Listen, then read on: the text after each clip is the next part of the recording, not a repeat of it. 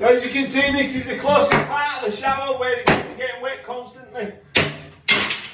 And this is the tile, right, as you can see, can't get the tile off, they're not popping off the wall. So they've clearly been using some sort of bag gear.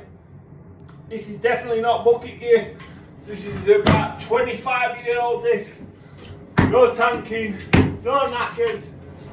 And look at that, it's just bone dry. That is bone dry. I think we are going to have to board it purely and simply because we're going to damage every single board trying to take the tiles off unless we get the drill on it. But everything's dry. Plasterboard that, as you can see, as dry as a board. See, no tanking. I only deal in facts, not fiction. So we best crack on now and get it done.